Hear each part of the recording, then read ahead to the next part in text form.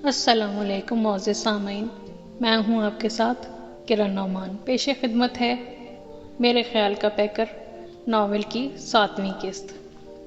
अगर आप लोगों ने मेरा चैनल हुर्मत-ए लफ्ज़ सब्सक्राइब नहीं किया तो प्लीज़ सब्सक्राइब कर लीजिए और साथ ही बेल आइकॉन को भी प्रेस कर दीजिए ताकि आइंदा आने वाली एक साथ और दीगर नई कहानियाँ और अफसाने आप तक जल्द पहुंचते रहें। तो चलिए चलते हैं अपने नावल की तरफ।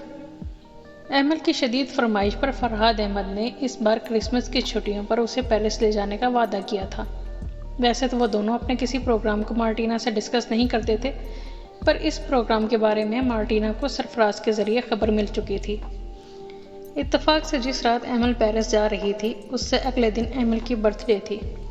रात के 8 बजे दोनों बाप बेटी एयरपोर्ट के लिए निकल गए और ठीक रात 10:30 बजे मार्टिना ने सरफराज को फ़ोन किया। खैरियत, इतनी रात को कॉल की? सब खैरियत है ना? हाँ, सब खैरियत है। दरअसल कल एमल का बर्थडे है तो सोचा क्यों ना रात 12 बजे सेलिब्रेट करें। पर एमल तो पेरिस चली गई है, इस वक्त तो उसका जहाज़ टेक ऑफ कर रहा होगा। अरे नहीं, शदीद बर्फ़बारी की वजह से उसकी फ़्लाइट कैंसिल हो गई है। वो रात 12 बजे से पहले वापस आ जाएगी। एयरपोर्ट यहाँ से ज़्यादा दूर तो नहीं है और अब उसकी फ़्लाइट सुबह 10 बजे की है।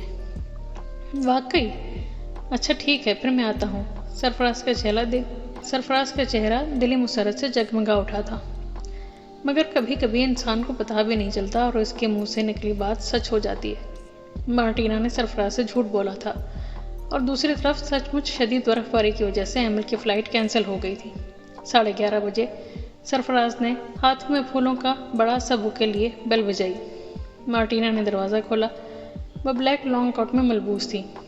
उसने गर्म जोशी से सरफराज को अंदर बुलाया। एक दूसरे का हाल अहवाल पूछते दोनों लाउंज में आ गए। धीमी रोशनी और हल्का हल्का बजता म्यूज़िक अंदर का माहौल खासा रोमांटिक बना रहा था। कुछ देर बातें करने के बाद मार्टिना काउंटर की तरफ बढ़ गई। सरफराज को ये देखकर हैरत हुई कि मार्टिना अपने गिलास में शराब उंडेल रही थी। वो गिलास लेकर सरफराज के करीब आई। मैं ये नहीं पीता, जानती हूँ, इसीलिए मैं तुम्हारे लिए सॉफ्ट ड्रिंक लाई हूँ।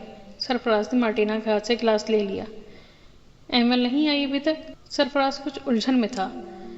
आने ही वाली होगी, तुम पियो ना।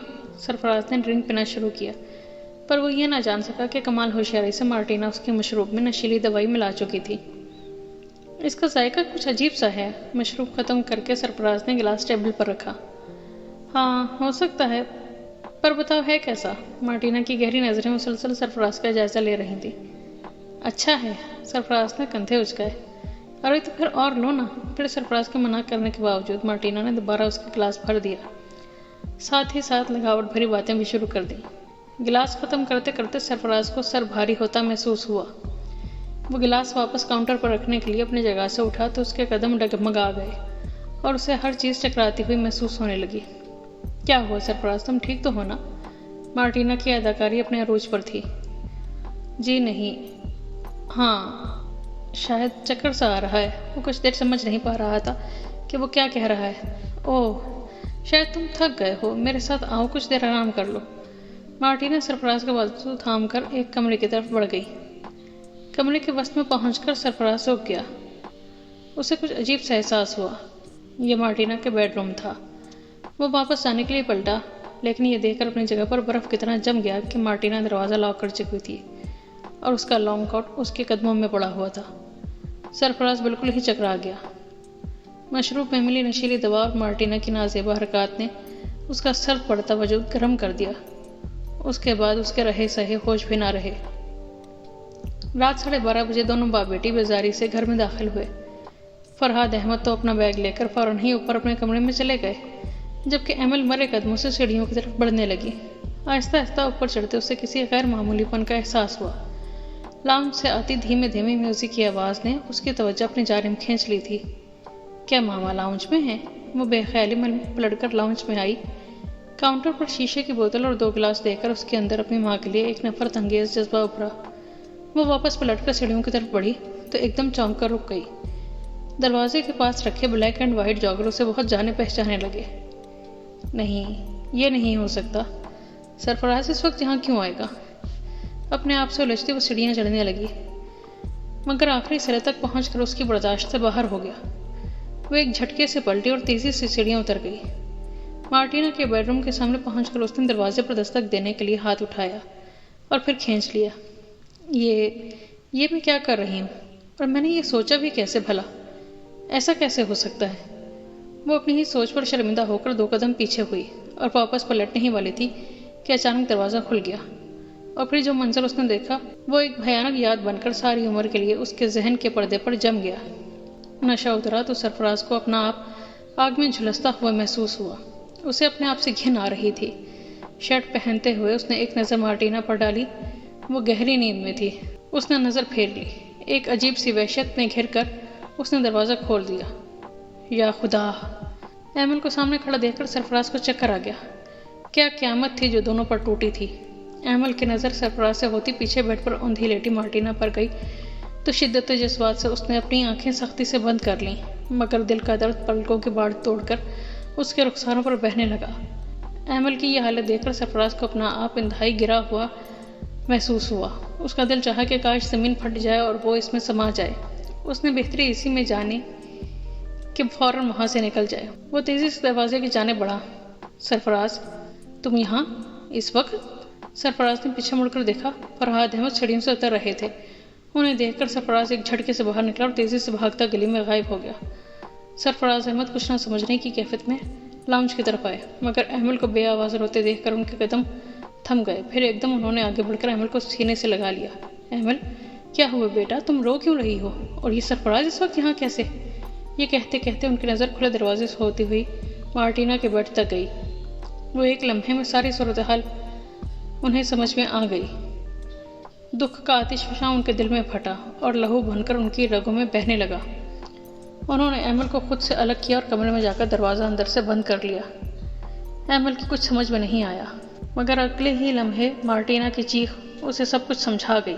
مغلظات کا ایک طوفان تھا جو فرحاد احمد کے منہ سے نکل رہا تھا۔ ان کی لاتیں اور مکے مارٹینا کے جسم پر کوڑوں کی طرح برس رہے تھے اور مارٹینا کی چیخوں سے سارا گھر گونج رہا تھا۔ بہت مشکل سے ایمل نے فرحاد احمد کی ضمانت کروائی تھی۔ بیوی پر تشدد کے جرم میں پولیس نے انہیں گرفتار کر لیا تھا۔ ثبوت کے طور پر مارٹینا نے جسم کا ایک ایک نیل پولیس والوں کو بہت بے باکی سے دکھایا تھا۔ قریب تھا کہ فرحاد احمد کو جیل ہو جاتی، لیکن ایمل نے فرحاد احمد کی رہائی کے عوض گھر اور جینیفر سپر سٹور مارٹینا کے نام کر دیا۔ ایمل اور فرحاد احمد نے پاکستان چلے جانے کا پروگرام بنایا تھا، مگر قسمت کو کچھ اور ہی منظور تھا۔ جس دن قانونی کارروائی ختم ہوئی اور جیسے ہی مارٹینا اور فرحاد احمد پولیس اسٹیشن سے باہر آ رہے تھے، ایک تیز رفتار اسٹیشن ویگن جس کا ڈرائیور نشے کی حالت میں تھا کی زد میں آ گئے۔ مارٹینا موقع پر ہی دم توڑ گئی، جبکہ فرحاد احمد 2 دن ہسپتال میں سخت جان کنی کی کیفیت میں مبتلا رہ کر جان کی بازی ہار گئے۔ لیکن جاتے جاتے ایمل کو اقبال سے رابطے میں رہنے کی تاکید کر گئے۔ میجر جہاں زیب کی طبیعت سنبھل گئی تھی، پر ایمل کو اپنا آپ بہت خالی خالی لگ رہا تھا۔ پچھلے 2 دن سے اس نے میجر صاحب کو نہیں دیکھا تھا۔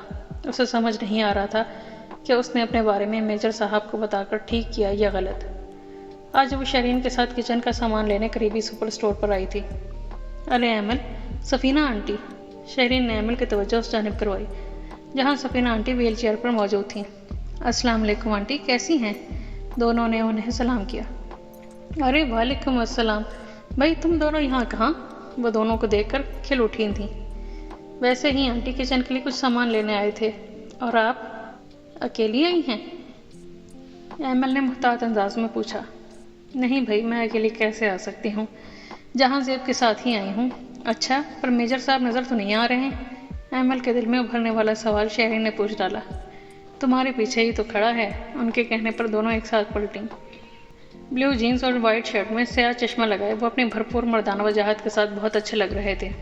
شہرین نے انہیں دیکھتے ہی سلام کیا، لیکن ایمل کے لب نہ ہل سکے۔ انہوں نے گہری نظروں سے ایمل کو دیکھتے ہوئے شہرین کے سلام کا جواب دیا۔ کہاں ہو بھائی گرلز، آج کل نظر ہی نہیں آتی ہو؟ انہوں نے ہلکے پھلکے انداز میں بات شروع کی۔ سر میں تو 2 دن پہلے ہی جہلم سے آئی ہوں، پر یہ محترمہ تو مستقل آپ کے پڑوس میں ہوتی ہیں، حیرت ہے آپ کو پھر بھی نظر نہیں آتی۔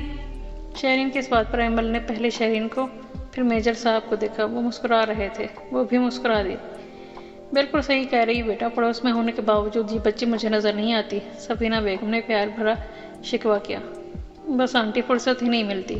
ارے بھئی ایسی بھی کیا مصروفیت ہے، 2 گھڑی کو ہی صحیح مجھ بوڑھی جان کے پاس آ جایا کرو نا۔ انہوں نے بہت پیار سے ایمل کا ہاتھ تھام لیا۔ انشاءاللہ ضرور آؤں گی آنٹی۔ ایمل نے بھی پیار سے اپنا دوسرا ہاتھ ان کے ہاتھ پر رکھا۔ آنٹی یہ تو آتی جاتی رہے گی، رات میں آپ لوگ آ جائیں نا ایمل کی طرف۔ آج ایمل میری فرمائش پر زبردست سے بریانی بنانے لگی ہے۔ ارے پر تمہیں تو پاکستانی کھانے بنانے نہیں آتے تھے، یہ بریانی کیسے؟ سفینہ بیگم کی بات پر ایمل مسکرا دی۔ آنٹی یہ میرا کمال ہے، محترمہ میری تابعدار شاگرد ہیں۔ شیرین نے ایمل کی پیٹھ تھپتھپائی۔ تو پھر کہیں بریانی کے نام پر کوئی تجربہ تو نہیں کھانا پڑے گا؟ میجر صاحب نے بھی گفتگو میں حصہ لیا۔ سر یہی تو غلطی ہو گئی مجھ سے، اپنے سارے گڑ سے سکھا دیے، اب یہ مجھ سے بھی اچھی بریانی بنا لیتی ہے۔ بس تو پھر ٹھیک ہے ماں، آج ایمل کے ہاتھ کی بریانی ہی کھانی ہے۔ میجر صاحب کی بات سن کر تینوں ہی مسکرا دیں۔